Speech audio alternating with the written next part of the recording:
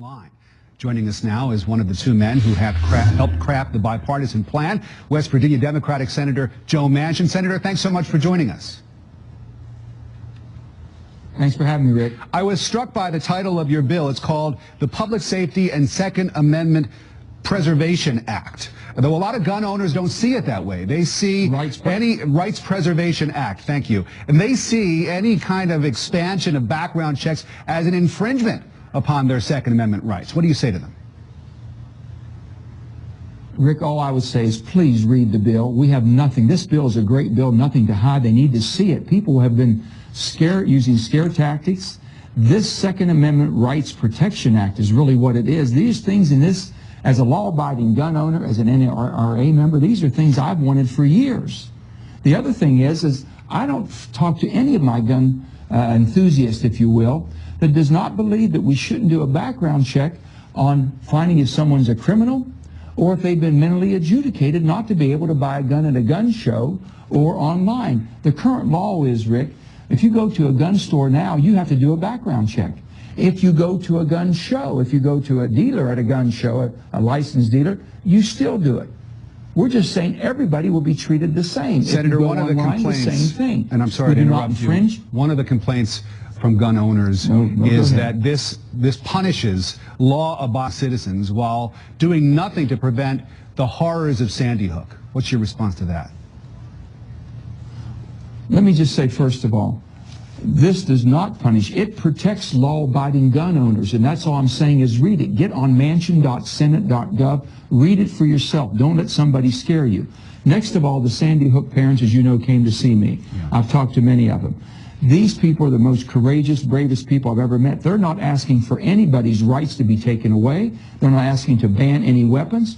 They're just saying, listen, I know the bill that we're working on, expanding background checks for criminals and mentally ill, would not have prevented my child, would not prevent my child from being massacred. It's awful, but they're saying maybe it would prevent someone who's mentally deranged, somebody who's a criminal that shouldn't have a gun to protect somebody else's family. Senator, there was a recent poll. It's just the most there was a recent poll, that, and I want to try to get as many questions in the short amount of time I have, that showed that more than 50% of gun owners feel like expanded background checks could lead to the government coming in and taking away people's legally obtained weapons.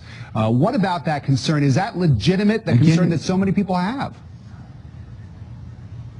It's absolutely, totally false, and anybody that's saying that is just basically scaring or lying to people. The law today, Rick, is you cannot do a registry. If you go to a gun dealer today, he has to keep a record, or she has to keep a record. If it's used for a registration, it's against the law. In our bill, we make it a felony and 15 years of imprisonment. If people will just go to manchin.senate.gov and read for themselves, Pat Toomey and I would not be involved with this bill if it infringed on anybody's rights. Senator Manchin, what happens to this next? What do you think happens when this bill or when the House takes up this legislation? Is the president ever going to get something close to what you crafted with Senator Toomey on his desk to sign? The president's been very clear. This is not his bill. It's not the bill he likes or would want. I understand that.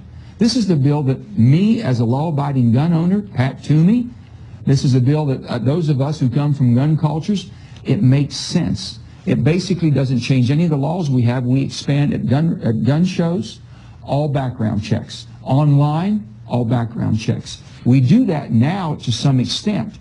That's all we're doing. We don't infringe on individuals. We're not asking to infringe on any individual. We're protecting rights. We're protecting veterans' rights. Our veterans are not getting treated right. If you like veterans and you think they should be treated better, then you'll like this bill. If you're a law-abiding gun owner, you will love this bill if you look at what's in it.